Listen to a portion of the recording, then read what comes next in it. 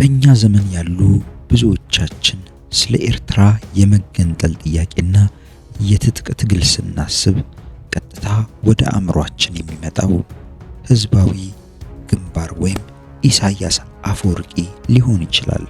ነገር ግን ታሪክ ይፈጽሞ ስህተት መሆኑን ይነግረናል። ከሻዕቢያ በፊት ጀብሃ፣ ከኢሳያስ በፊት ደግሞ ሐሚድ ኢድሪስ አዋቴና ኢድሪስ መሐመድ አደም ያሉ ሰዎች ነበሩ ይለናል።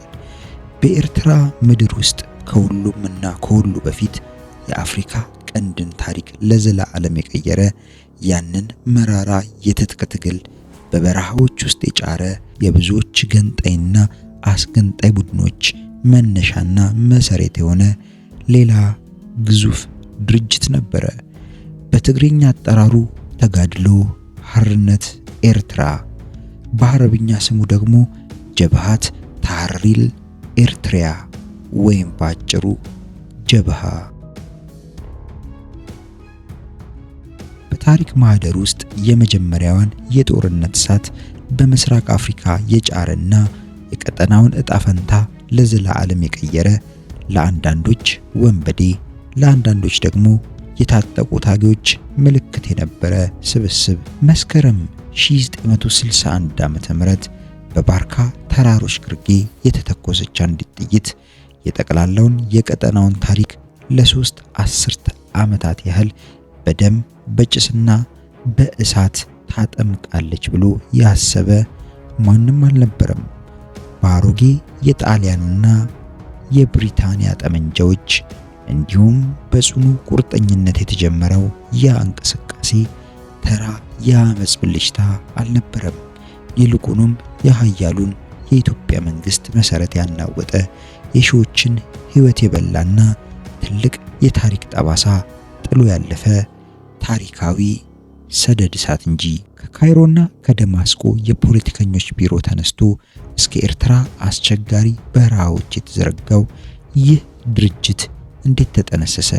ከኢትዮጵያ ሰራዊት ጋር ከተደረገው መራራ ፍልሚያ ባሻገር በራሱ በጀብሃ ውስጥ የነበሩት የሃይማኖት የጎሳና የርዕዮተ ዓለም ፍጭቶች ድርጅቱን ወዴት ገፉት? በኋላስ በገዛ ወንድም ድርጅቱ በሆነው ሻዕቢያ እንዴት ከመድረጉ ተገፍትሮ እንዲወጣ ተደረገ? ለዚህ ዝግጅታችን በዋቢነት የዘመናችን እንቁ የታሪክ ተመራማሪ የአፈንዲ ሙተቂን ማስታወሻዎች፣ የክፍሉ ታደሰ ያ ትውልድ ቅጽ 2 መጽሐፍን፣ የጌታቸው ኃይሉ ቀያይ ተራሮች መጽሐፍ፣ የዘውዴ ረታ የኤርትራ ጉዳይ መጽሐፍ እንዲሁም የሻለቃ ዳዊት ወልደ ጊዮርጊስ ቀይ እንባ መጽሐፍ መሰረት አድርገናል። በዛሬው ፕሮግራማችን የኤርትራን የትጥቅ ትግል የመጀመሪያ ምዕራፍ በር ከፋች የሚባለውን ጀብሃት ታሕሪር ኤርትሪያ ጀብሃን ታሪክ በሰፊው እንቃኛለን።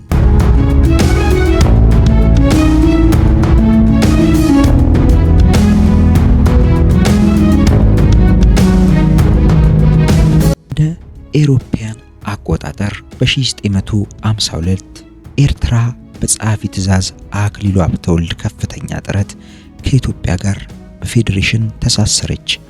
ይህ የፌዴሬሽን አሰራር ከመነሻው ጀምሮ የብዙሃኑን ኤርትራዊ ድጋፍ አግኝቶ ነበር።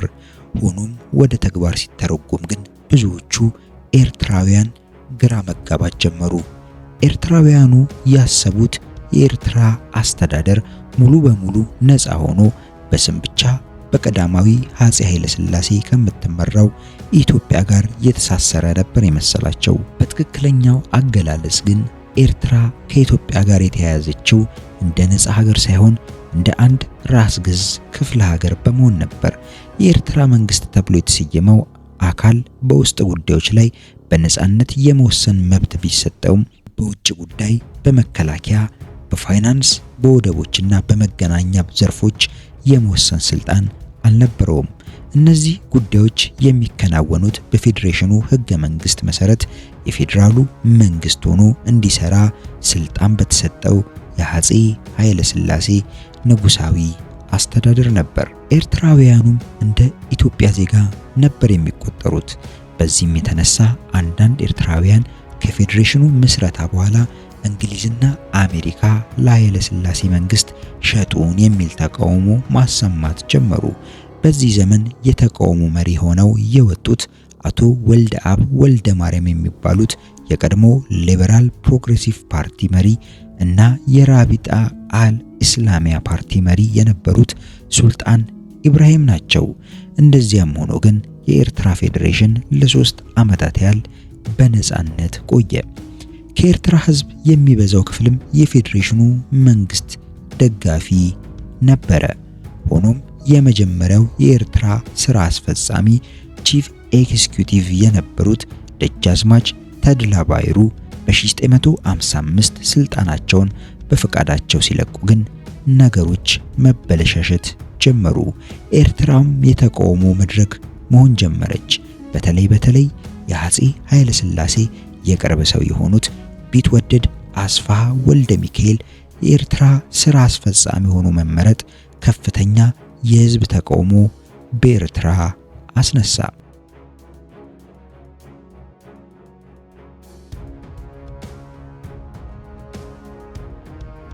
በ1956 ዓመተ ምህረት የፖለቲካ ፓርቲዎችና ነፃ ፕሬስ ሲታገዱ አብዛኛው ኤርትራዊ የፌዴሬሽኑ መጥፊያ የተቃረበ መሆኑን መተንበይ ጀመረ።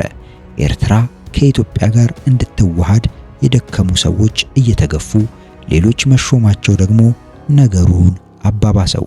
እነዚህ የአንድነት ወገን የሚባሉ መሪዎች ባይተዋር ሆነናል በማለት ለንጉሠ ነገሥቱ አፄ ኃይለ ሥላሴ አቤቱታ አቀረቡ።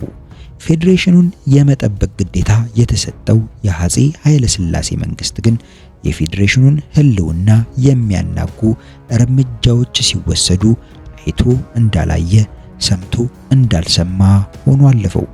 በተለይ ኤርትራን ከኢትዮጵያ ጋር ለማዋሃድ በእጅጉ የደከሙት የውጭ ጉዳይ ሚኒስተር አክሊሉ ሀብተወልድ ፌዴሬሽኑ እንዳይፈርስ የሚቻለውን ሁሉ ቢያደርጉም አፄ ኃይለ ሥላሴ በተቃራኒው የቢትወደድ አስፋሃ አይዞባይ ሆኑ።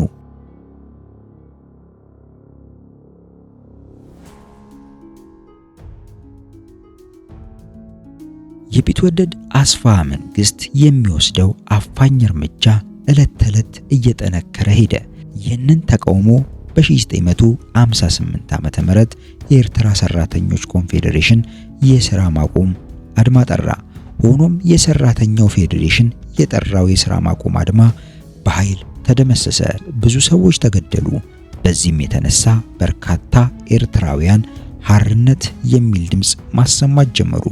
ሆኖም የቢትወደድ አስፋሃ መንግስት የህዝቡን ተቃውሞ ከምንም ሳይቆጥር ጉዞውን ቀጠለ። የቢትወደድ አስፋሃ አመራር በዚህ ብቻ አላበቃም። ምን ይመጣብኛል በሚመስል መልኩ በ1958 ዓመተ ምህረት የፌዴሬሽኑ የሥራ ቋንቋዎች የሆኑት ትግሬኛና አረብኛ ከሥራ ታገዱና በአማርኛ ተተኩ። በ1959 ዓመተ ምህረት ደግሞ የኤርትራ ሰንደቅ ዓላማ ታገደና በንጉሠ ነገሥቱ ባንዲራ ተተካ። ይባስ ብሎ በ1962 ዓመተ ምህረት ፌዴሬሽኑ ሙሉ ለሙሉ ፈርሶ ኤርትራ የኢትዮጵያ ክፍለ ሀገር መሆኗ በአዋጅ ተነገረ። እንዲህ ባለው ሁኔታ ጸሐፊ ትእዛዝ አክሊሉ ከኒውዮርክ እስከ ለንደን ከፓሪስ እስከ ቤልጅየም የተንከራተቱበት የኤርትራ ፌዴሬሽን ጉዳይ በነ ቢትወደድ አስፋሃ በቀዳማዊ አፄ ኃይለ ሥላሴና በነ ልዑል ራስ አስራተ ካሳ ቸልተኛ አመራር ውሃ በላው። ለ30 ዓመታት የኢትዮጵያ ሕዝቦችን ደም ሲያስገብር የነበረው ጦርነት የተለኮሰው ይህንን እርምጃ ተከትሎ ነው ይላሉ የታሪክ ጸሐፊያን። የታሪክ ጸሐፊያን ሲቀጥሉም ያኔ የተፈጸመው ብዙዎችን ያሳዝናል ያስቆጫልም። በተለይም የሚያስቆጨው ግን የአፄ ኃይለ ሥላሴ መንግስት የመካሪዎቹን ጥቆማ አልቀበልም በማለት ሲፈጽማቸው በነበሩ ስህተቶች የተነሳ ኢትዮጵያ የባህር በር እንድታጣ ለማድረግ መብቃቱ ነው። ኤርትራን ከኢትዮጵያ ጋር በፌዴሬሽን ለማዋሃድ የደከሙት ጸሐፊ ትእዛዝ አክሊሉ ሀብተወልድ ለንጉሳቸው ሲሰጡት የነበረው ምክር በስራ ላይ ቢውል ኖሮ የዛሬ ሁኔታ ሌላ መልክ በያዘ ነበር ይላሉ።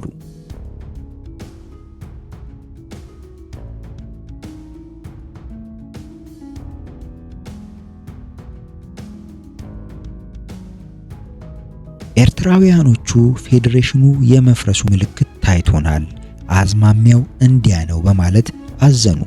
አዝነው ግን አልተቀመጡም።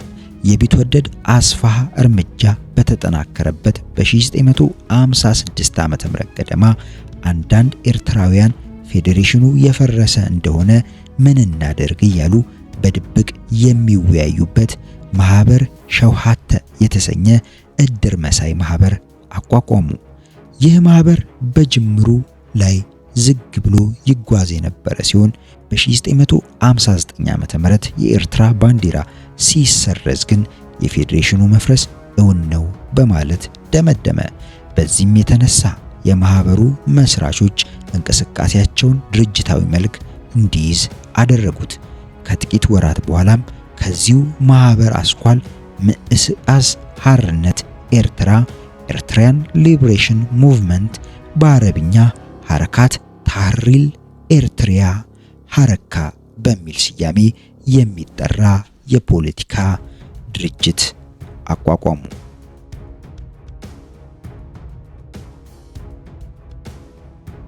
ይህ ሐረካ ተብሎ የተቋቋመው ድርጅት ሁለት አማራጮችን ይዞ ወደ ትግሉ ገባ። ቀዳሚው ምርጫው የኤርትራ ፌዴሬሽን መፍረስ የለበትም፣ ከኢትዮጵያ ጋር በፌዴሬሽን ተሳስረን ብንቆይ ችግር የለብንም የሚል ሲሆን ዓላማውም የቢትወደድ አስፋሃና የአፄ ኃይለ ሥላሴ መንግስት ሹማምንቶች የፌዴሬሽኑን አሰራር በትክክል በስራ ላይ እንዲያውሉ መጠየቅ ነው።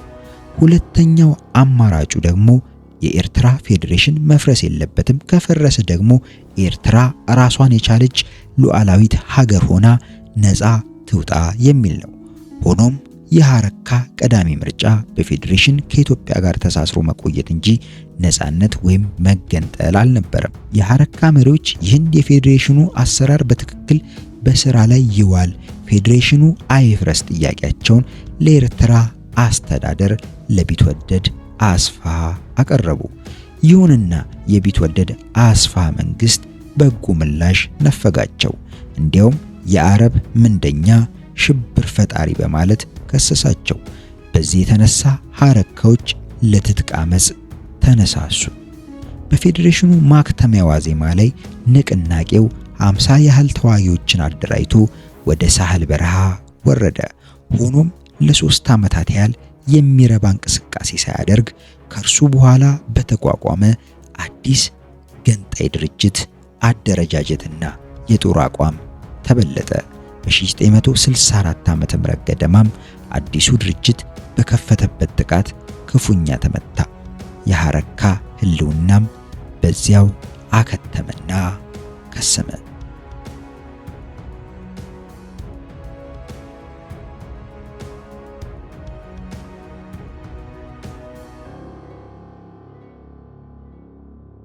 ሐረካም መጥቶ ራሱን በአዲስ ያስተዋወቀው አዲሱ ድርጅት ጀብሃት ታህሪል ኤርትሪያ ተጋድሎ ሐርነት ኤርትሪያ ኤርትራያን ሊብሬሽን ፍሮንት የሚባለው ፈርጣማ ድርጅት ነበር። የታሪክ ሰነዶችና መላው ኤርትራውያን ድርጅቱን የሚጠሩበት ጀብሃ በሚል አጭር ስሙ ነው። ጀብሃ የሚለው ቃል ጀብሃት ታህሪል ኤርትሪያ ከሚለው የድርጅቱ የአረብኛ መጠሪያ ተቀንጭቦ የወጣ ሲሆን ይህም ድርጅቱን ከሐረካ ለይቶ ለመጥራት በሚደረግ ጥረት የተፈጠረ ልማድ ነበር። ጀብሃት ታህሪል ኤርትሪያ ተጋድሎ ሐርነት ኤርትሪያ ጀብሃ የተመሰረተው በ1961 በካይሮ ከተማ ነው። የድርጅቱ መስራቾች በስደት ላይ የነበሩ ኤርትራውያን ተማሪዎች፣ የቀድሞ ሬራቢጣ አልኢስላሚያና የፕሮግሬሲቭ ፓርቲ አባላት፣ ከኤርትራ ፓርላማ የኮበለሉ ጥቂት ግለሰቦችና በአረቡ ዓለም የሚኖሩ ነጋዴዎች ነበሩ። ድርጅቱ በምስረታ ጉባኤው ከኤርትራ ነፃነት በስተቀር ፌዴሬሽኑ ይቀጥልና መሰል ሌሎች አማራጮችን እንደማይቀበል በይፋ አስታወቀ። ፌዴሬሽን የሚባለው አስተዳደር ለኤርትራውያን በጭራሽ የማያስፈልግ የባርነት ቀንበር ነው፣ እስር ቤት ነው በማለት ደመደመ። ከኢትዮጵያ መንግስት ጋርም በነፃነት ጉዳይ ካልሆነ በስተቀር በሌሎች አጀንዳዎች እንደማይደራደር አሳወቀ። የኤርትራ ፓርላማ ፕሬዝዳንት የነበረው ኢድሪስ መሐመድን በሊቀመንበርነትም መረጠ።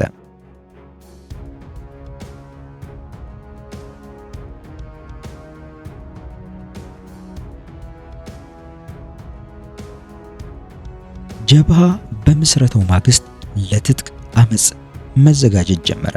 በሀገር ቤት ካሉ ባላባቶች ጋር ግንኙነት ከፈጠረ በኋላ ምዕራባዊው የኤርትራ ቆላ ለትግል ምቹ መሆኑን አመነበት። የአካባቢው ታዋቂ ባላባት የሆኑት ሐሚድ ኢድሪስ አዋቴ የሚባሉት የቢኒ አምር ጎሳ ተወላጅ የግንባሩን የትጥቅ ትግል እንዲመሩ ውክልና ተሰጣቸው። በእኚህ ሰው አስተባባሪነት 11 ሰዎች ያቀፈ አንድ ቡድን መስከረም 1 ቀን 1961 ዓ.ም በኤርትራ ምድር ለ30 ዓመታት የሚቆየውን የትጥቅ ትግል በምዕራባዊው የባርካ አውራጃ ጀመረ። ሆኖም ኢድሪስ ሐሚድ አዋቴ ከአንድ ዓመት በኋላ በተደረገ ውጊያ ተገደለ።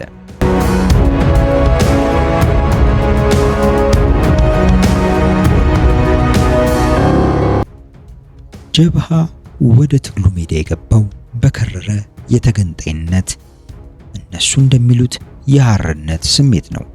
ከላይ እንደነገርኳችሁ ከኤርትራ ነጻነት በስተቀር በየትኛውም አማራጭ ላይ ከማንኛውም ወገን ጋር ለመደራደር ፈቃደኛ አልነበረም። የትግል ዓላማው ኤርትራን ነጻ ሀገር ማድረግ ከመሆኑ በመለስ ድርጅቱ በምስረታው ዋዜማ የየትኛው ርዕዮተ ዓለም አቅጣጫ ተከታይ እንደነበረ በትክክል ለመረዳት አልተቻለም። ምድሪቱ በምስራቁ የሶሻሊዝም በምዕራቡ የካፒታሊስት ጎራ ብትከፈልም ጀብሃ የትኛውን እንደሚከተል በግልጽ ይፋ ለማድረግ አልደፈረም። በርካታ የታሪክ ከታቢያን እና ጸሐፊያን ተጋድሎ ሐርነት ኤርትራ ወይም ጀብሃ ብሔርተኛ ከመሆኑ ውጪ የተለየ ጎራ ተከታይ እንዳልነበረ ያስረዳሉ።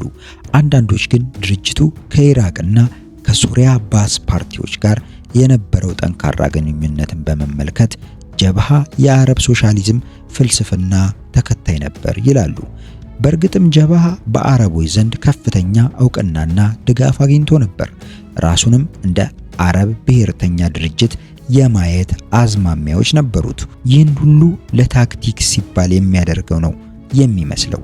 ድርጅቱ አረባዊ የመሰለ እና አረብኛን የሥራ ቋንቋነት በማድረግ እየተገለገለበት እንኳን አረብ ካልሆኑ የኮሚኒስት ሀገራትም ጋር ግንኙነት ነበረው። ለምሳሌ ጀብሃ ከኩባ፣ ቻይናና ሶቪየት ህብረት ከፍተኛ ድጋፍ አግኝቶ ነበር። እንዲሁም የሶሻሊዝም ጠላት ናቸው ከሚባሉት ሳውዲ አረቢያን ከመሳሰሉ ሀገራት የነበረው ግንኙነትም በጣም የጠነከረ ነው። ጣሊያንን የመሳሰሉ የምዕራብ ሀገራትም የድርጅቱ ደጋፊዎች ነበሩ። ከዚህ ሁሉ እንደምንረዳው ድርጅቱ የታክቲክ ወዳጅ እንጂ የርዕዮተ ዓለም ወዳጅ ነበር ለማለት ይከብዳል ይላል የታሪክ ከታቢው አፈንዲ ሙትኪ።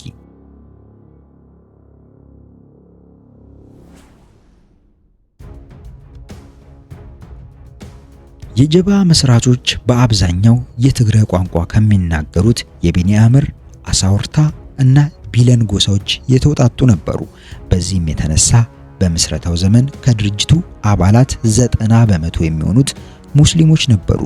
የድርጅቱ እንቅስቃሴም በቆላማዎቹ የሳህል ከረንና ባርካ አውራጆች የተገደበ ነበር። በምስረታው ዘመን ከ50 የማይበልጡ ተዋጊዎች የነበረው ይህ እንቅስቃሴ ከሁለት ዓመታት በኋላ ሰራዊቱን በብዙ እጥፍ በማሳደግ ወደ 3000 አድርሶታል። በመጀመሪያዎቹ ዓመታት የአፄ ኃይለ ሥላሴ መንግስት ጀብሃን በመናቅ እንደ ተራ የሽፍታ ስብስብ ስለቆጠረው በፖሊስ ኃይል አሳዶ ሊያጠፋው ሞክሮ ነበር። ሆኖም የናቁት ያደርጋል ራቁት እንደሚባለው በ1963 ዓ.ም ከከረን ከተማ ወጣ ብሎ በሚገኝ አንድ ስፍራ ላይ በተደረገ ከባድ ውጊያ በርካታ ፖሊሶች ከሞቱ በኋላ የንጉሱ መንግስት መደበኛ ሰራዊቱን ወደ ኤርትራ የማንቀሳቀስ ግዴታ ውስጥ ገባ። ጀብሃ በምስረታው ማግስት ጥርት ያለ የድርጅት መዋቅር አልዘረጋም ነበር። በ1964 ዓመተ ምህረት ግን የድርጅቱን አመራር ማስተካከል አስፈላጊ ሆኖ በመገኘቱ መዋቅሩን በልዩ ልዩ እርከኖች በመከፋፈል በስራ ላይ አውሎታል።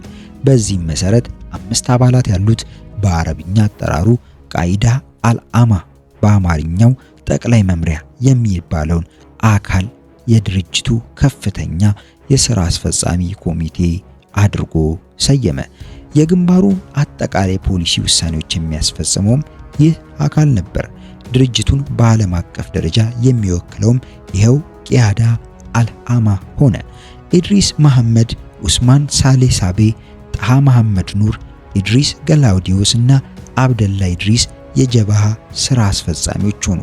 የሥራ አስፈጻሚ ኮሚቴውም ተቀማጭነቱ የድርጅቱ ዋና ጽሕፈት ቤት ባለበት የካይሮ ከተማ አደረገ። ኢድሪስ መሐመድና ኢድሪስ ገላውዲዮስ የግንባሩ ፕሬዝዳንትና ምክትል ፕሬዝዳንት፣ ኡስማን ሳሌህ ሳቤ የድርጅቱ የውጭ ጉዳይ ኃላፊ ሆነው ተሰየሙ። ከሥራ አስፈጻሚው ኮሚቴው ዝቅ ብሎ ደግሞ አብዮታዊ እዝ የሚባል ምክር ቤት ተፈጠረ። የዚህ እዝ ተቀማጭነቱ ደግሞ በሱዳኗ ከሰላ ከተማ ሲሆን መደበኛ ተግባሩም በአምስቱም የኤርትራ ዞኖች የሚከናወኑትን ወታደራዊና ፖለቲካዊ ተግባራት ማቀናበርና ማቀላጠፍ ነበር። የመጀመሪያው የጀበሃ ወታደራዊ አዛዥ ዑመር ኢዛዝ ሲሆን ይህ ሰው የብሌን ብሔረሰብ ተወላጅ ነበረ። ጀበሃ እስከ ዛሬ ድረስ አፍርቷቸዋል ተብሎ ከሚጠቀሱ አዋጊዎች በጀግንነቱ የሚወደሰው እርሱ ነው። ዑመር ኢዛዝ የተወለደው በከረን ከተማ ሲሆን በወጣትነቱ ወደ ሱዳን ተሰዶ በሱዳን ጦር ኃይል ውስጥ በመቀጠር እስከ ሻምበል ማዕረግ ለመያዝ ችሎ ነበር። ከእርሱ ጋር የተዋጉና አሁንም በሕይወት ያሉ የጀበሃ አባላትና መሪዎች በጣም ሲያደንቁት ይሰማል። ሆኖም በጭካኔው ወደር እንዳልነበረው ታሪኩን የጻፉ ወገኖች ይመሰክራሉ። ይህም ሆነ ያ ግን ዑመር በ1972 ዓ.ም በውጊያ ላይ ሊገደል ችሏል።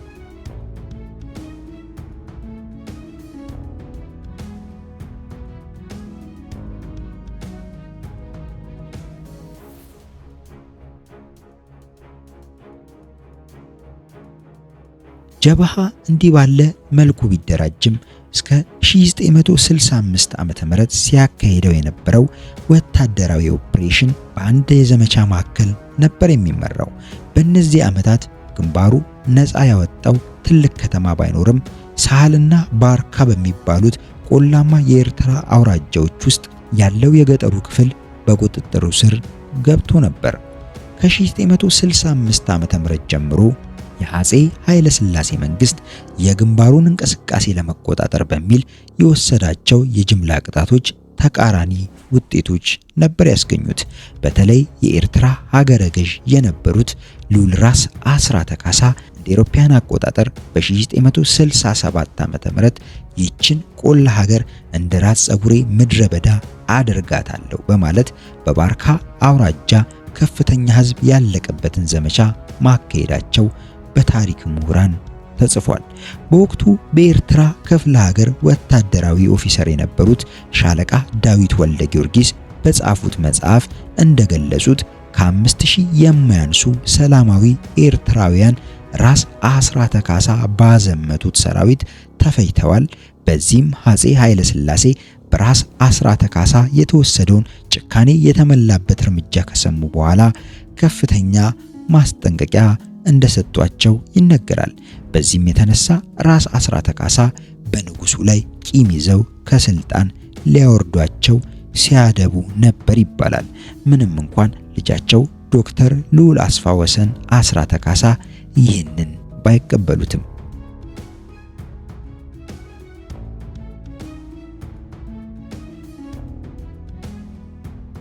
ይህ የልዑል ራስ አስራተ ካሳ እርምጃ በኤርትራ የሚደረገውን የትጥቅ አመጹን አባባሰው። በተለይም ከመንግስት ጋር ሰላማዊ ግንኙነት የነበራቸው ክርስቲያኖቹ የደጋው ኤርትራ ክፍል ነዋሪዎች በብዛት ወደ በረሃ እየወረዱ ከጀብሃ ጋር መቀላቀል የጀመሩት የራስ አስራተ ጦር በኤርትራውያን ላይ ያደረሰው ፍጅት ከተሰማ በኋላ ነው። በአዲስ አበባ ዩኒቨርሲቲ ተማሪዎች የነበሩት እነ ኢሳያስ አፈወርቂ፣ ወልዳይ ግደይ፣ ሰለሞን ወልደ ማርያም፣ ሙሴ ተስፋ ጽዮን ወዘተ የመሳሰሉ ታጋዮች ጀብሃን የተቀላቀሉት በዚያ ዓመት ነው። ከምጽዋ አካባቢም እንደ ኢብራሂም አፋ እና ረመዳን መሐመድ ኑር የመሳሰሉ ተዋጊዎች ጀብሃን ተቀላቀሉ። ይህም ጀብሃን በኢትዮጵያውያኖች ውስጥ ታዋቂ አደረገው። ከጊዜ ወደ ጊዜ እያደገ በመሄድ ላይ የነበረው ተጋድሎ ሓርነት ኤርትራ ጀብሃ በኢትዮጵያ ውስጥ መታወቅ የጀመረው በ1960ዎቹ ማብቂያ ገደማ ነው። በእነዚህ ዓመታት በአዲስ አበባ ዩኒቨርሲቲ የሚማሩ ኤርትራውያን የግንባሩን እንቅስቃሴ ለማስተዋወቅ እጅጉኑ ጥረዋል። በውጤቱም የራስን ዕድል በራስ መወሰን በሚለው ኮሚኒዝም ቀመስ መርህ የሚያምኑ አንጋፋ የዩኒቨርሲቲ ተማሪዎች ድጋፍ ሰጥተውታል። ከዚህ በተለየ መልኩ ግን ጀብሃን በውጭው ዓለም በስፋት ያስተዋወቀው ግንባሩ በ1969 ዓ.ም የፈጸመው አንድ ኦፕሬሽን ነው፣ የካራቺ ኦፕሬሽን።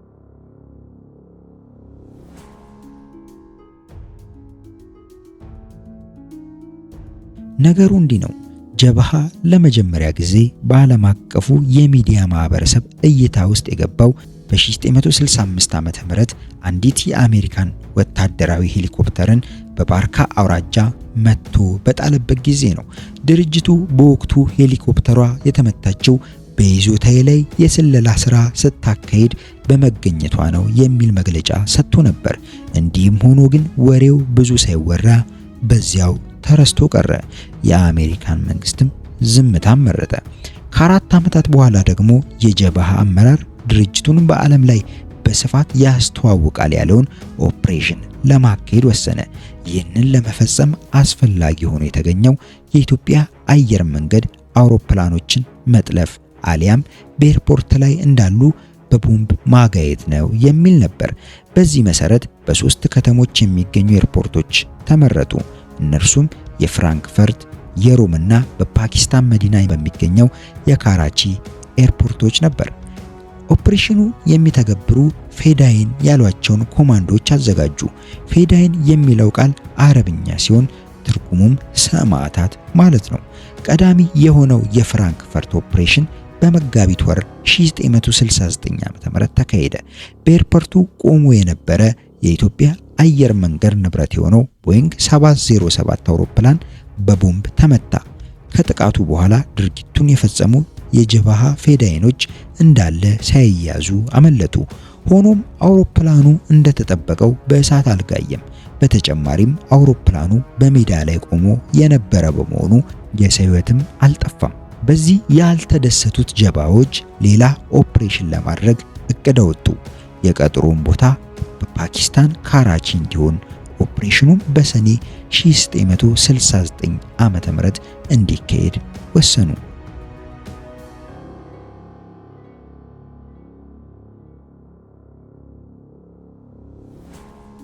በፓኪስታን ካራቺ ለሚደረገው ኦፕሬሽን የተመረጡ 3 ፌዳይኖች ሲሆኑ አንደኛው በፈረንጆቹ ከ2001 እስከ 2005 የኤርትራ የውጭ ጉዳይ ሚኒስትር ሆኖ ያገለገለው አሊ ሰይድ አብደላ ሲሆን ሌሎቹ መሐመድ ኢድሪስና ፍስሐ አብርሃ ነበሩ። የኦፕሬሽኑ ዋና አቀናባሪ ደግሞ የጀብሃ የውጭ ጉዳይ ኃላፊ የነበረው ኡስማን ሳሊህ ሳቤ ነበር። በእቅዱ መሰረት ሳሊህ ሳቤ የሐሰት የዲፕሎማቲክ ፓስፖርት ይዞ የጦር መሳሪያዎችንና ቦምቦችን ወደ አየር ማረፊያው የባለ ልዩ መብቶች ቪአይፒ መቆያ ክፍል ይዞ ገባ። ከዚያም 3ቱ ፌዳይኖች መሳሪያዎቹን ይረከቡና የኢትዮጵያ አየር መንገድ አውሮፕላን በሰዓቱ እስኪያርፍ መጠባበቅ ጀመሩ። ኡስማን ሳሊህ ሳቤ ግን ወዲያውኑ ወደ ሶሪያ ዋና ከተማ ደማስቆ ይበርና ሁኔታውን እየተከታተለ ለዓለም ሚዲያ መግለጫ ይሰጣል። ይህ ነበር እቅዳቸው። በእቅዱ መሰረት ሰኔ 18 ቀን 1969 ዓመተ ምህረት ኦፕሬሽኑ ተጀመረ። 3ቱ ወጣቶች ከሳሊህ ሳቤ በተረከቡት መሳሪያ አንዱን የኢትዮጵያ አየር መንገድ ለማውደም ዘመቱ። አውሮፕላኑ አጠገብ ደርሰው በክንፎች ውስጥ ቦምብ አጠመዱ። አውሮፕላኑ እንዲያወድሙ የተሰጣቸው መመሪያ የአንድም ሰው ሕይወት እንዳይጠፋ የሚያዝ ስለነበረ የቡድኑ መሪ የነበረው አሊ ሰይድ አብደላ በአውሮፕላኑ ውስጥ ተጓዦች የሌሉ መሆኑን ለማረጋገጥ ወደ ውስጠኛው ክፍል ዘለቀ። አሊ ሰይድ አብደላ ወደ አውሮፕላኑ የውስጠኛው ክፍል ሲገባ ከ3 የጸረ ጠለፋ ኮማንዶችና ከበርካታ የአውሮፕላኑ ሰራተኞች ጋር ፊት ለፊት ተገጣጠመ። አሊ ሰይድ ድምጹን ከፍ አድርጎ ይህ አውሮፕላን በኤርትራ ነፃ አውጪ ግንባር ቁጥጥር ስር ውሏል፣ በክንፎቹ ውስጥ ቦምብ ተጠምዷል፣ ስለዚህ ቶሎ ህይወታችሁን አትርፉ የሚል መመሪያ ሰጠ። ይህንን ተናግሮ ሲጨርስ አንደኛው የጸረ ጠለፋ ኮማንዶ ዘሎ አነቀው። አሊ ሰይድ ከኮማንዶ ጋር ፍልሚያ ጀመረ፣ ግን የኮማንዶውን ጉልበት መቋቋም አልቻለም። በዚህን ጊዜም በጀርባ ውስጥ የሸጎጠውን ሽጉጥ አውጥቶ ኢላማ የሌለው ተኩስ መተኮስ ጀመረ። ውጪ የነበሩት ጓደኞቹ ድምጹን ሲሰሙ ወደ አውሮፕላኑ መተኮስ ጀመሩ። ኮማንዶቹ ይህንን ሲያዩ ወደ አውሮፕላኑ ወለል አጎነበሱ። አሊ ሰይድም በግርግሩ መካከል ራሱን ነፃ አድርጎ ወደ መሬት ወረደ። ኮማንዶቹ አሊ ሰይድን ተከተሉት። ፍሳሐዬ የተባለው ፌዳይን ኮማንዶቹን ሲያይ ወደ አውሮፕላኑ ክንፍ ተኮሰ። አውሮፕላኑ በቦምብ ተያያዘ። መሐመድ ኢድሪስ ሁለተኛውን የአውሮፕላኑን ክንፍ በክላሽ ጥይት መታው። አውሮፕላኑም ሙሉ በሙሉ ወደመ። የጀብሃ ፌዳይኖች ኦፕሬሽኑን ከፈጸሙ በኋላ ማምለጥ አልቻሉም። መረጃው የደረሰው የፓኪስታን የጦር ሰራዊት በአጭር ጊዜ ውስጥ ኤርፖርቱን ከበበው። ኤርትራውያኑም እጃቸውን እንዲሰጡ በድምጽ ማጉያ ለፈፈ። እጃችሁን ከሰጣችሁ ወደ ፈለጋችሁት ሀገር ትሄዳላችሁ የሚል ቃል ተሰጣቸው። ኤርትራውያኑ ማምለጥ የማይችል ነገር ነውና መሳሪያቸውን አስረክበው ለፓኪስታን የጸጥታ ኃይሎች እጃቸውን ሰጡ። ይሁን እንጂ የፓኪስታን መንግስት ለጊዜውም ቢሆን ሶስቱን ፌዳይኖች በነፃ አልለቀቃቸውም ነበር። ሶስቱም በሀገሪቱ አቃቢ ሕግ ተከሰው ሰኔ 25 ቀን 1969 ዓ.ም በካራቺ ከተማ ከፍተኛ ፍርድ ቤት ቀረቡ። የኢትዮጵያ መንግስት ሶስቱንም አሸባሪዎች ተላልፈው እንዲሰጡት ለማግባባት በወቅቱ የውጭ ጉዳይ ሚኒስተር በነበሩት ሰው የሚመራ ቡድን ወደ ፓኪስታን ላከ። የፓኪስታን ከፍተኛ ፍርድ ቤት ሁሉንም ነገር መርምሬያለሁ ካለ በኋላ ሶስቱን አሸባሪ ፌዳይን ተብዬዎች ላይ የ14 ዓመት እስራት በየነ። በዚህ መሃል ግን የጀብሃ መሪ የሆነው ኡስማን ሳልሳቤ ትልቅ ሚና ተጫወተ። የአረብ ሊግ አባል ሀገራት ኤርትራውያኑ በሰላም እንዲለቀቁ የፓኪስታን መንግስትን እንዲያግባቡለት ያደረገው ጥረት ተሳካለት። ከአረብ ሊግ፣ ከዓለም አቀፍ ተማሪዎች ማህበር፣ ከፊሊስጤም ነፃ አውጪ ድርጅትና ከዓለም አቀፍ የኤርትራ ወዳጆች ማህበር የመጣበትን ጫና ለመቋቋም ያልቻለው የፓኪስታን መንግስት ሶስቱን ፌዳይኖች ከ11 ወራት እስር በኋላ በነፃ ለቀቃቸው። ኢትዮጵያን ንብረት ያወደሙ እነዚህ ሶስት ሰዎች ስላቅ በሚመስል ፍርድ በነፃ ተለቀቁ።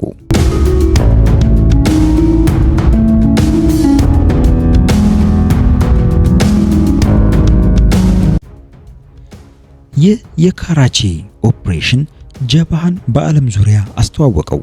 በርካታ ሀገራት ለግንባሩ ዕውቅና ከመስጠት አልፎ የመሳሪያ ድጋፍ ማድረግ የጀመሩት ከዚህ የካራቺ ኦፕሬሽን በኋላ ነው። የሚያስገርመው ነገር ደግሞ ጀብሃ ይህንን የተሳካ ኦፕሬሽን ያካሄደው በውስጡ እየተፈጠረ የነበረውን አደገኛ ቅራኔን ወደ ግጭትና እርስ በርስ መጠፋፋት እየተሸጋገረ በመሄድ ላይ በነበረበት ጊዜ ነበር።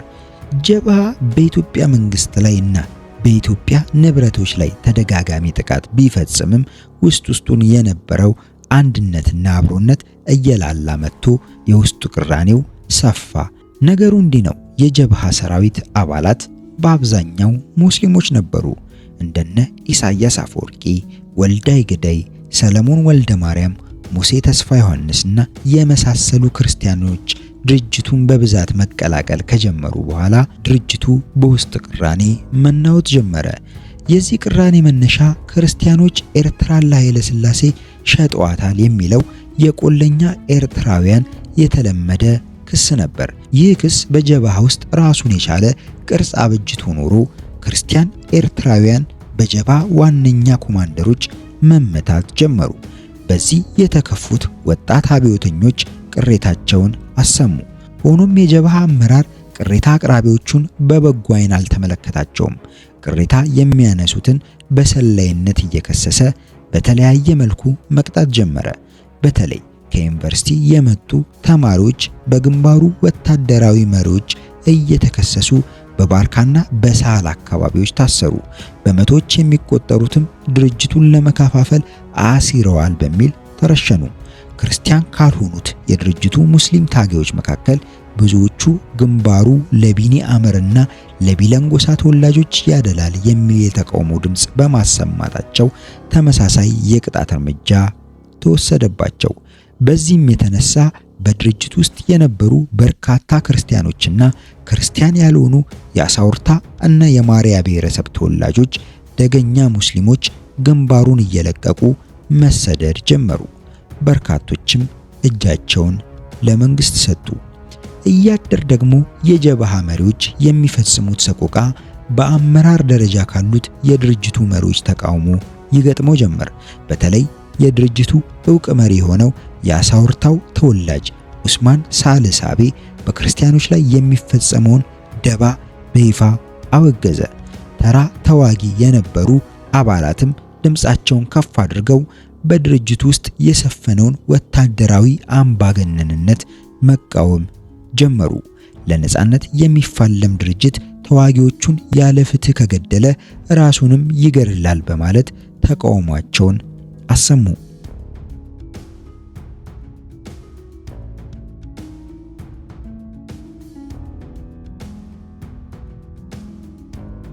የጀብሃ አንጋፋ መሪዎች የሆኑት እነ ኢድሪስ መሐመድና ኢድሪስ ገላውዲዮስ የተነሳባቸውን ተቃውሞ ለማለዘብ ጥገናዊ የለውጥ እርምጃዎችን መውሰድ ጀመሩ። ከነዚህ እርምጃዎች መካከል በታሪክ ምዕራፎች ጉልህ ሆኖ የሚጠቀሰው ግንባሩ በ1960ዎቹ በስራ ላይ የዋለው የዞን አከፋፈል ነው። ጀብሃ የጦር ኃይሉን ሞራል ለማነሳሳትና የውጊያ ብቃቱን ለማጠናከር በሚል በ1966 የዞን አወቃቀርን በስራ ላይ አዋለ። ይህ አወቃቀር የተወሰደው ከአልጄሪያው ፍሮንት ዲ ሊብሬሽን ናሽናሌ ኤፍኤልኤን ተሞክሮ ሲሆን የአልጄሪያ ታጋዮች ሀገራቸውን ነፃ ለማውጣት ሲታገሉ የዞን ክፍፍሉ በእጅጉ እንደጠቀማቸው ስለተነገረ በዚህ መሰረት ጀብሃ የዞን አወቃቀር በስራ ላይ ለማዋል ተነሳ። በዚህ ክፍፍል መሰረት አንደኛ የአንድ ዞን አመራር በስሩ ያሉትን ወታደሮችና የፖለቲካ ሰራተኞች በበላይነት ያዛል። ሁለተኛ ዞኑ የሚንቀሳቀሰው ራሱን ችሎ ነው። ከሌሎች ዞኖች ወታደራዊም ሆነ ሰብአዊ እርዳታ መጠየቅ አይችልም። ሶስተኛ ወታደሮችን የሚመለምለውና የሚያሰለጥነው በራሱ ክልል ነው። ወደ ሌሎች ዞኖች ሄዶ ምልመላ ማካሄድ አይችልም። አራተኛ የእንቅስቃሴ አድማሱ በራሱ ዞን ውስጥ የተገደበ ነው። ከራሱ ዞን አልፎ በሌላ ዞን ከተንቀሳቀሰ እንደ ጠላት ይቆጠራል። አምስተኛ ውጊያ ሲያደርግም ራሱን መቻል አለበት። በወታደራዊ እቅድም ሆነ በመሳሪያ ዝግጅት የሌሎችን እገዛ መጠየቅ አይችልም። በውጊያ ወቅት የጠላት ኃይል ከበረታበት እንኳን ከሌሎች ዞኖች ድጋፍ መጠየቅ አይፈቀድለትም የሚል ነበር። ታዲያ ጀብሃ ኤርትራን በዞን የከፋፈለው የኤርትራን ማህበረሰቦች ሁሉ ማለትም ብሔረሰቦች፣ አውራጃዎችና የሃይማኖት ቡድኖች በትግሉ ውስጥ የተመጣጣኝና ቀጥተኛ ተሳትፎ እንዲኖራቸው በሚያመቸኝ መልኩ ስለሆነ ነው አለ። ከዚያ በፊት ክርስቲያን ኤርትራውያን ይነሱ የነበሩ ቅሬታዎችንም ለማስቀረት የዞን አከፋፈሉ ጠቃሚ እንደነበር አስረዳ።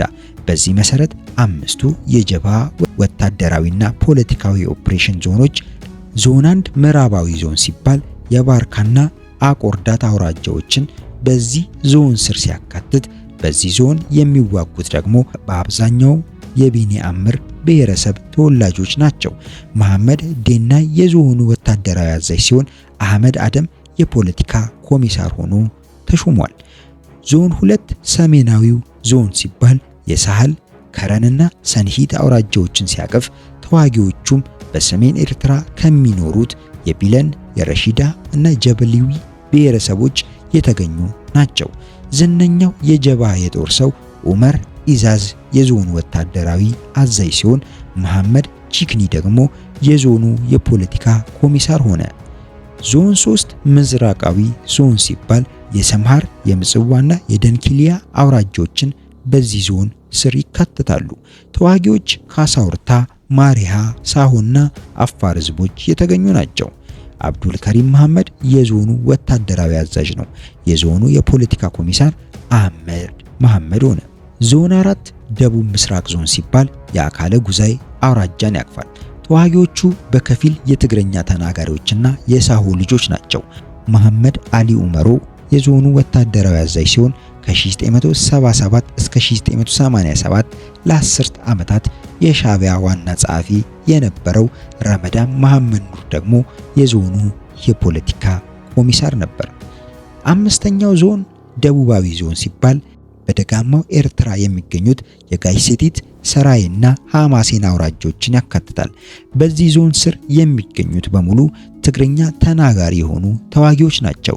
የዞኑ ወታደራዊ አዛዥ ወልዳይ ካሳይ ሲሆን አሁን የኤርትራ ፕሬዝዳንት የሆነው ኢሳያስ አፈወርቂ ደግሞ የዞኑ ወታደራዊ አዛዥ ነበር። ሆኖም የዞኑ ወታደራዊ አዛዥ የነበረው ወልዳይ ካሳይ ለኃይለ ሥላሴ መንግስት እጁን ሲሰጥ በስፍራው ሐሻል ኡስማን ተተካ። በዚህ መሰረት ጀብሃ ዞኑን አከፋፍሎ በስራ ላይ አዋለ። ጀብሃ በስራ ላይ ያዋለው የዞኑ አከፋፈል ለመጀመሪያዎቹ 2 ዞኖች በጣም ጠቃሚ ሆኗል። በዚህም የተነሳ ሁለቱ ዞኖች በወታደራዊ አቅምም ሆነ በገንዘብ በኩል ከፍተኛ ደረጃ ላይ ደርሰው ነበር ይባላል።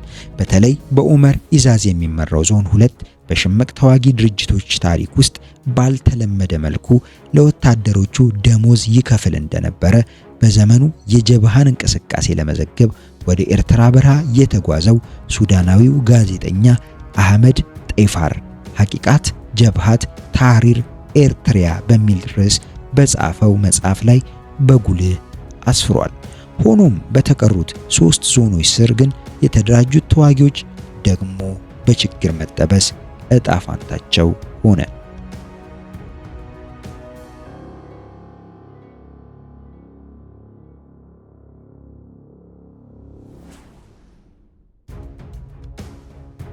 የሶስቱ ዞኑ ተዋጊዎች በወታደራዊ እንቅስቃሴያቸው ረጅም ርቀት መጓዝ ያልቻሉበት ምክንያት እነዚህ ተዋጊዎች የሚታገሉት በደቡባዊ ምስራቅና በምስራቅ ኤርትራ በሚገኙ አውራጆች ውስጥ ስለነበር ነው። ከአቆርዳትና ከረን በስተቀር ትልልቅ የሚባሉት የኤርትራ ከተሞች በሙሉ በእነዚህ ዞኖች ውስጥ ነው የሚገኙት። የአፄ ኃይለ ሥላሴ መንግስት ወታደራዊ ኃይሉን ያሰፈረውም በእነዚህ ዞኖች ነው። ስለዚህ በሶስቱ ዞኖች የነበሩት የጀብሃ ተዋጊዎች እንዳሻቸው ህዝብን ማደራጀትና ወታደራዊ እንቅስቃሴ ማድረግ አልቻሉም። ነገሩን በጣም ያወሳሰበው ደግሞ አንድ ዞን ከሌላ ዞን ምንም አይነት ወታደራዊና ቁሳዊ እርዳታ መጠየቅ አይችልም የሚለው የጀብሃ ህገ ደንብ ነው። በዚህም የተነሳ በአንድ ዞን ውስጥ ያሉ ተዋጊዎች በጠላት ኃይል የተከበቡ እንደሆነ ያላቸው ምርጫ በአልሞት ባይ ተጋዳይነት ተዋግቶ መሞት ወይም እጅ መስጠት ብቻ ነበር።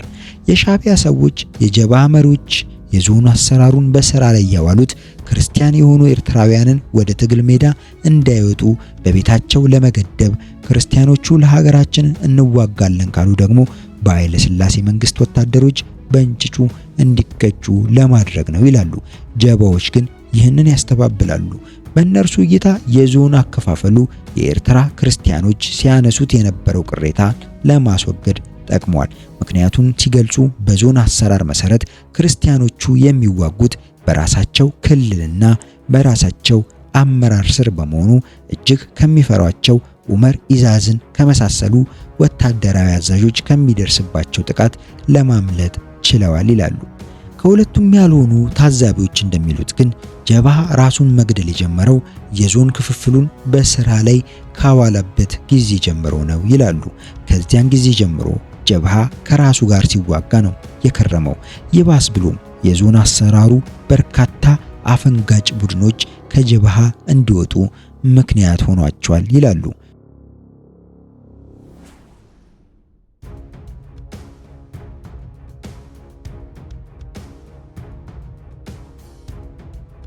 ጀብሃ ትግሌን እንደ አልጄሪያ ነፃ አውጪዎች አጠናክርበታለሁ ያለውን የዞን አከፋፈል በስራ ላይ አውሎ ነበር።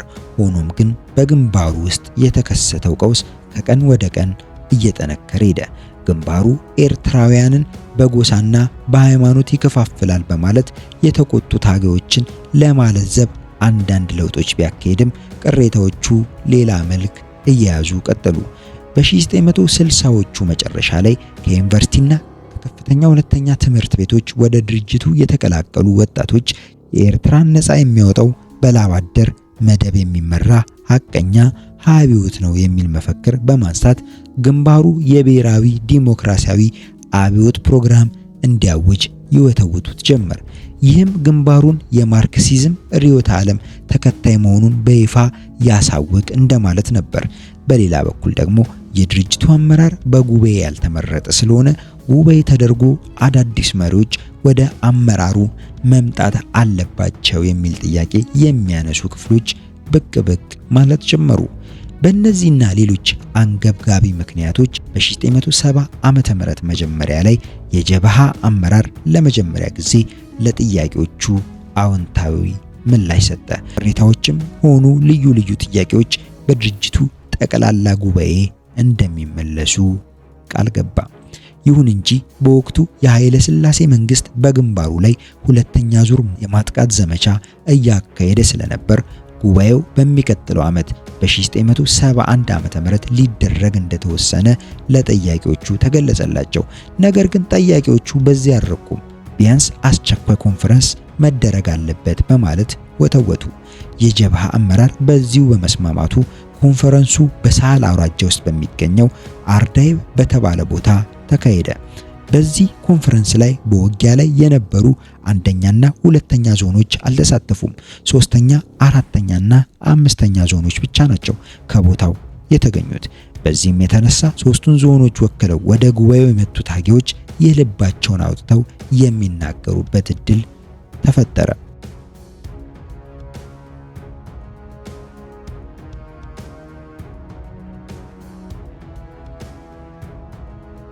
በኮንፈረንሱ ላይ ከደጋው የኤርትራ ክፍል ወደ ድርጅቱ የተቀላቀሉ ወጣቶች የዘመናት ብሶታቸውን ይፋ አውጥተው ተናገሩ።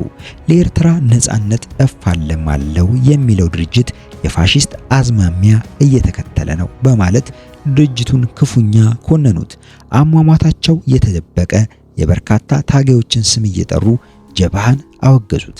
ግንባሩ በአንድ ዓመት ጊዜ ራሱን ካላስተካከለ ከድርጅቱ እንወጣለን የሚሉ መግለጫዎች ተሰሙ። ይህንና ሌሎች መሰል ተቃውሞ ያስተናገዱ የጀብሃ አመራሮች ጫናውን ለመቋቋም ከበዳቸው።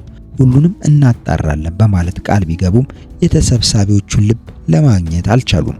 በመጨረሻ ግን ሁሉም ከዓመት በኋላ በሚካሄደው ጠቅላላ ጉባኤ ላይ ለመሳተፍ በመስማማት ተለያየ። በዚህ የአርዳይብ ኮንፈረንስ የተሳተፉ የሶስቱ ዞን ታጊዎች ከኮንፈረንሱ መልስ ልብ ለልብ ተግባቡ። ውለው ሳያድሩም ወታደራዊ ዞን የሚባለውን አከፋፈልና አሰራር ለማፍረስ ተስማሙ።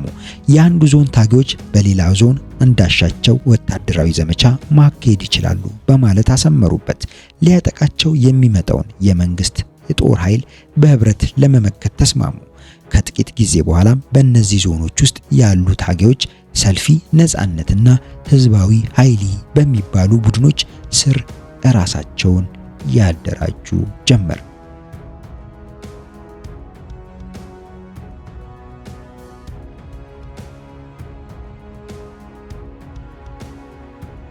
ህዝባዊ ኃይሊ የተባለው ቡድን በአብዛኛው የምጽዋና የአካባቢዋ ተወላጆችን ያቀፈ ሲሆን ቁጥራቸው አነስተኛ ቢሆንም በፖለቲካም ሆነ በወታደራዊ ችሎታ አንቱ የተሰኙ ነበሩ።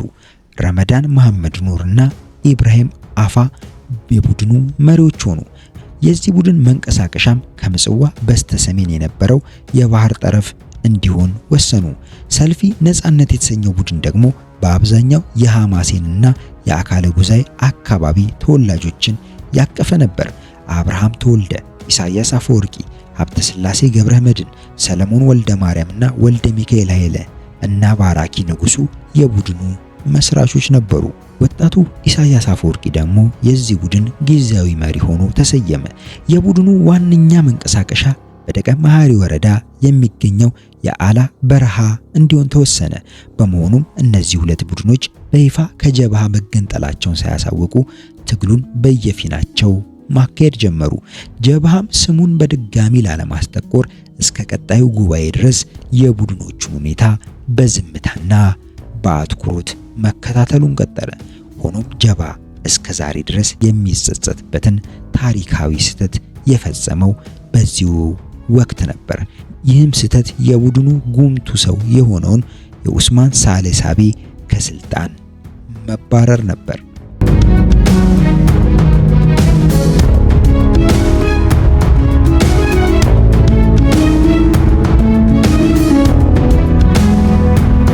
ጀብሃ ሳልሳቤን አባረረው። ነገሩ እንዲህ ነው። የጀብሃ መሪዎች ሳልሳቤ በደገኞች ኤርትራውያን ክርስቲያኖች ላይ የሚፈጸመውን ኢፍትሃዊ ቅጣት በመቃወሙ ቂም ይዘውበት ኖሯል።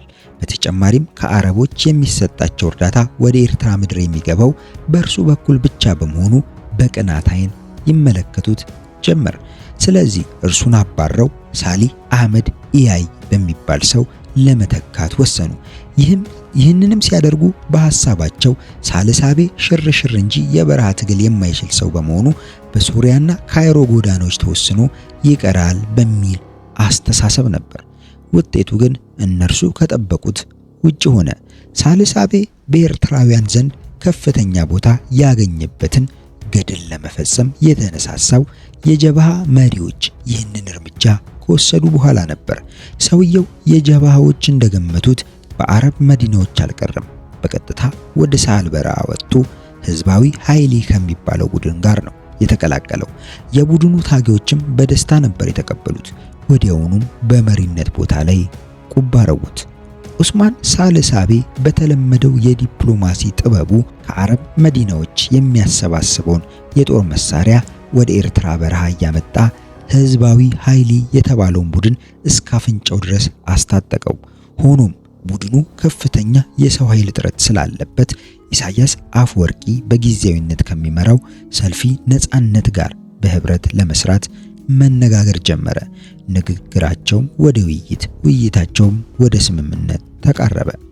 በዚህ መሃል ከጀብሃ ታጋዮች መካከል የአቆርዳት አካባቢ ልጆችና የማሪያ ጎሳ ተወላጅ የሆኑ ጥቂት ሰዎች ጀብሃ ለቤኒአምር ልጆች ያደላል በሚል ቂም ቋጥሮ ኖሩ ከጀብሃ ተገንጥለው ወደ ሳህል ወረዱና ከሰልፊ ነጻነትና ህዝባዊ ኃይሊ ከተባሉ ሁለት ድርጅቶች ጋር የጋራ ግንባር ፈጠሩ። ጀብሃ በ1971 ዓመተ ምህረት ድርጅታዊ ጉባኤ ጠራ። የሁለቱ ዞኖች ዞን 1 እና ዞን 2 ተወካዮች በጉባኤው ተገኙ። ከቡድኑ የወጡት 3 ዞኖች ግን በጉባኤው ላይ እንደማይገኙ አስታወቁ። ጀብሃ ለጊዜው እነርሱን ችላ በማለት ጉባኤውን በታቀደለት የጊዜ ሰሌዳ መሰረት አካሄደ። በጉባኤው ፍጻሜ ላይ በርካታ ስር ነቀል እርምጃዎች ተወሰዱ። እስከ ዛሬ ድረስ የጀብሃ መለያ ሆኖ የሚታወቀው ሰውራዊ ባይቱ ወይም አብዮታዊ ምክር ቤት የሚባለውን የግንባሩን ላዕላይ ምክር ቤት በዚያው ጉባኤ ውሳኔ መሰረት ፈጠረ። እነ ህሩይ ተድላ ባህሩ የመሳሰሉ ታዋቂ ደገኛ ግለሰቦች ወደ አመራር መጡ። ተቀማጭነቱ ከሰላ ላይ የሆነው አብዮታዊ እዝ በዚያን ጊዜ ነበር የተፈጠረው። አላግባብ ሰው ገድለዋል የተባሉ የጦር መሪዎች ከስልጣናቸው ተባረው በአዲስ ሰዎች ተተኩ። የጀብሃ መሪዎች ራሳቸውን እንዲህ ከቀያየሩ በኋላ በድርጅቱ ውስጥ የነበረው ችግር ሙሉ በሙሉ ተፈተነዋል አሉ። ከዚህም በኋላ የሚያንገራግር ወይም ቅሬታ አለኝ የሚል አካል ለኤርትራ ነጻነት እንቅፋት ነው የሚል አዋጅ አወጁ። በተጨማሪም በብዙዎች አንደበት ተደጋግሞ የሚጠቀሰውን የኤርትራ መሬት ከአንድ ድርጅት በላይ አይችልም የሚለውን የድርጅታቸውን መርህ በይፋ አሰሙ። በዚህም መሰረት በጉባኤው ላይ ካልተሳተፉት 3 ቡድኖች መካከል ውበል እና ህዝባዊ ኃይሊ በሚባሉት ላይ ጥቃት ለመክፈት ወሰኑ። በኢሳያስ በሚመራው በሰልፊ ነጻነት ላይ የሚወሰደውን እርምጃ ግን ለጊዜው እንዲዘገይ ወሰኑ። የታሪክ ጸሐፊዎች እንደሚሉት ሰልፊ ነጻነት በተባለው ድርጅት ላይ ጥቃት ለመፈጸም ያቅማሙት በሁለት ምክንያት ነው ይላሉ። አንደኛው ምክንያት አብርሃም ተወልደ የሚባለው የቡድኑ ዋነኛ ሰው ከጀብሃ ጋር ለመደራደር ፍላጎት እንዳለው በድብቅ መልእክት ልኳል የሚል ነው። ሁለተኛውና ዋነኛው ምክንያት ደግሞ ቡድኑ በአብዛኛው ክርስቲያን የሆኑ ታጋዮችን ያቀፈ በመሆኑ ከባድ እርምጃ ከተወሰደበት ጀብሃ ጸረ ክርስቲያን ነው የሚለው ፕሮፓጋንዳ ይጠናከራል በማለት ስለተፈራ ነው በማለት ታሪክ ከታቢያን አስተያየታቸውን ያስቀምጣሉ። የሆነ ሆኖ ጀብሃ በአንደኛው ድርጅታዊ ጉባኤ በተወሰነው መሰረት አፈንጋጮቹን ለማጥፋት ሰራዊቱን ወደ ሳህል በረሃ አዘመተ። የኡበልና የህዝባዊ ኃይል አባላት ላይ ጥቃት ተከፈተባቸው። ሆኖም ቡድኖቹ ነቅተው ይጠብቁ ስለነበር አጥቂው ኃይል ሲመጣባቸው በሰሜን አቅጣጫ ወደ ሱዳን ሸሹ። ይህንን ያየው የጀብሃ ሰራዊት ሰልፊ ነጻነት የሚባለውን ቡድን ሳይነካው ወደ ባርካ ተመለሰ። ሰልፊ ነጻነት ግን በበኩሉ የጀብሃን እርምጃ እኛን ለማታለል የተደረገ ነው በሚል ስለወሰደው ሰራዊቱን በመያዝ በፊት ወደ ነበረበት የአላ በርሃ አካለ ጉዛይ አውራጃ ደቀ መሐረ ወረዳ ተመለሰ። ከጥቂት ሳምንታት በኋላ ከሳል የተባረሩት የኡበልና የህዝባዊ ኃይል አባላት በኡስማን ሳልሳቢ መሪነት በቀይ ባህር አቋርጠው በደቡብ ኤርትራ አምባይሶራ በሚባለው ተራራ እንደመሸጉ ተሰማ። የሰልፊ ነጻነት ቡድን አባላት ከቦታው ድረስ ሄደው ከተቀበሏቸው በኋላ በፊት የተጀመረውን በጋራ ግንባር የመስራት ጥያቄ በአጭር ጊዜ መልስ እንዲያገኝ ጠየቋቸው። የተቀሩት ቡድኖችም ጥያቄውን በደስታ በመቀበላቸው ቤይሩት ላይ ህብረቱ እንዲታወጅ ተወሰነ። በዚህም መሰረት በ1972 በቤይሩት ከተማ የጋራ ግንባር አወጁ። ለአሰራር ያመቻል በሚል ተጋድሎ ሐርነት ኤርትራ የሚለው የግንባሩ ስም ለጊዜው እንዲቀጥልና በስሙ ላይ ህዝባዊ ሐርነት ኃይል ታሃት የሚል ቅጥያ እንዲጨመርበት ተወሰነ። የግንባሩ አመራር ወደፊት እንዲመረጡ ሁለቱም ቡድኖች ተስማሙ። ሆኖም ኡስማን ሳልሳቤ የግንባሩ የውጭ ግንኙነት ኃላፊ ሆኖ እንዲቀጥል ያለምንም ተቃውሞ በአንድ ድምፅ ወሰኑ። ይህ ግንባር በታሪክ ምዕራፎች በአጭሩ ህዝባዊ ኃይል ታሃት ተብሎ ነው የሚጠራው። ብዙዎቹ እርሱን የሚጠሩት ግን ሻዕቢያ በሚል አጭር የአረብኛ ስያሜ ሆነ። ሻዕቢያ የሚለው የአረብ ቃልም ህዝባዊ ማለት ሆነ።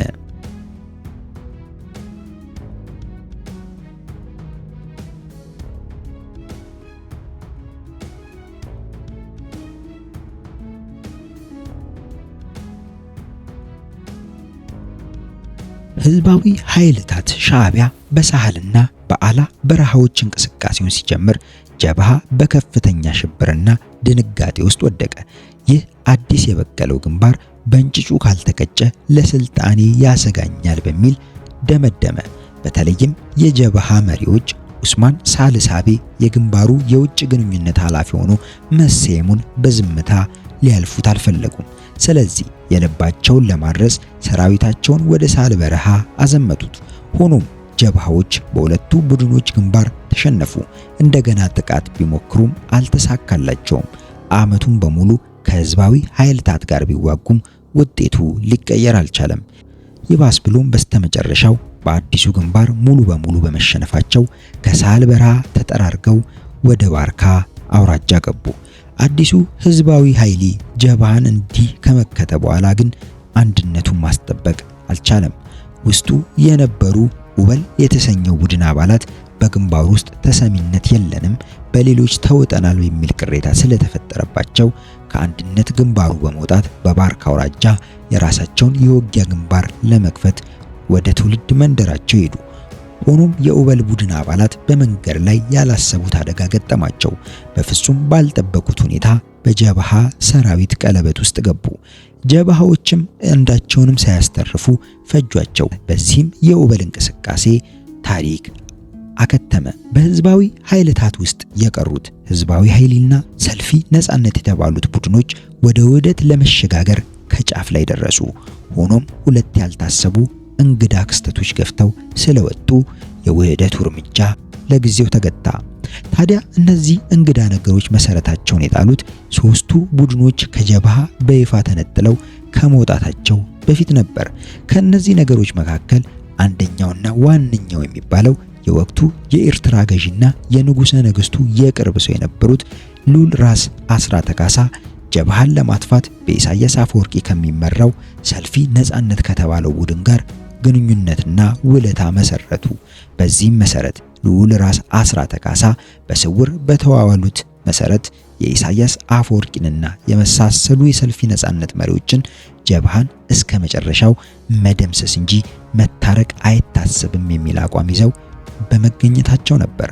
ሁለተኛው እንግዳ ክስተት ደግሞ ሲአይኤ በ1970 ዓመተ ምህረት ከኢሳያስ አፈወርቂ ጋር በሚስጥር ተገናኝቶ የቀበረው ፈንጂ እየፈነዳ ማስቸገሩ ነው። የዚህ የሲአይኤ ፈንጂ የአጭር ጊዜ ዓላማ በፊልስጤም ነፃ አውጪ ድርጅት ደጋፊነት የተጠረጠረውን ጀብሃን ማዳከም ነበር። በሌላ በኩል ደግሞ ህዝባዊ ኃይልታት ኤርትራ ውስጥ የሚገኙ አንዳንድ ስም ያላቸው መሪዎች ከጀብሃ ጋር የሚደረገውን ጦርነት ለማስቆም ጥረታቸውን አጠናክረው ቀጠሉ። የአስመራ ከተማ ህዝብም እስከ መቼ በካራ ትተራረዳላችሁ በማለት ሽማግሌዎችን ወደ ሁለቱም ግንባሮች ላከ። የሽማግሌዎቹ ጥረት ስለሰመረ ጀብሃና ህዝባዊ ኃይልታትም ወይም ሻዕቢያ በ1975 ዓ.ም የተኩስ አቁም ስምምነት አደረጉ። ሁለት መሪዎች ደግሞ ከዚህም ይበልጥ ገፍተው ሄደው ከጀብሃ ጋር ውህደት ለመፈጸም ውል አድርገው ነበር። እነርሱም አብርሃም ተወልደና ኡስማን ሳልሳቤ ነበሩ። አብርሃም ተወልደ ከጀብሃ ጋር ስለሚደረገው ስምምነት በይፋ በመናገሩ ዛሬም ድረስ እንቆቅልሽ በሆነ ሁኔታ ሞቶ ተገኘ። ኡስማን ሳልሳቤ ግን በድፍረት ከጀብሃ ጋር በካይሮ ከተማ የትብብርና የጋራ ግንባር የመፍጠር ስምምነት ተፈራርሞ ነበር። ሆኖም ስምምነቱ ዘላቂ ሊሆን አልቻለም። በሀገር ቤት ያሉት እነ ኢሳያስ አፈወርቂ ሳልሳቤ የውጭ ጉዳይ ኃላፊ እንጂ የግንባሩ መሪ አይደለም በማለት ስምምነቱን ውድቅ አደረጉበት። በዚህም ሁኔታ የቁርጥ ቀን ወዳጃቸው ከሆነው ሳልሳቤ ጋር ለመቆራረጥ በቁ።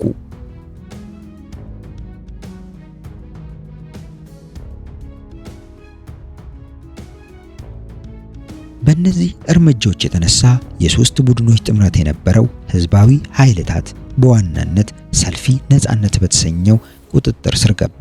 ይህ ቡድን በዚሁ ስም ህዝባዊ ኃይልታት ራሱን ሲጠራ ከከረመ በኋላ በ1977 ዓ.ም የመጀመሪያውን ጉባኤው አካሄደ።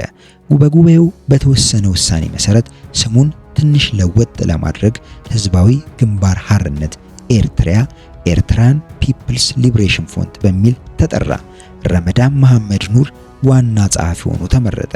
ግንባሩን በሙሉ ኃይል የመምራት ስልጣን ግን ምክትል ዋና ጸሐፊ ተብሎ በተሰየመው ኢሳያስ አፈወርቂ ተጠቀለለ። ከጀብሃ ተነጥለው የወጡ ጥቂት ወጣቶች ህዝባዊ ግንባር ሐርነት ኤርትራ ወይም ሻዕቢያን ሲመሰርቱ ጀብሃ ያንን ያህል የህልውና ስጋት ይደቅኑብኛል ብሎ አላሰበም ነበር። ነገር ግን በጊዜ ሂደት በጠበቀ ዲሲፕሊንና በጠንካራ የርዕዮተ ዓለም መዋቅር የተገነባው ሻዕቢያ እያደገ መጥቶ የትግሉ ዋና መሪና አድራጊ ፈጣሪ ሆነ። በሁለቱ ድርጅቶች መካከል ያለው ልዩነት እየሰፋ ሄዶ በጠላት ላይ እንተኩሰዋለን ያሉትን ጥይት እርስ በርስ መታኮስ ጀመሩ። እርጥብ የለሹ የኤርትራ በረሃዎች የሁለት ግንባሮች የሚደረጉ ደም አፋሳሽ ፍልሚያዎችን ማስተናገድ ያዘ።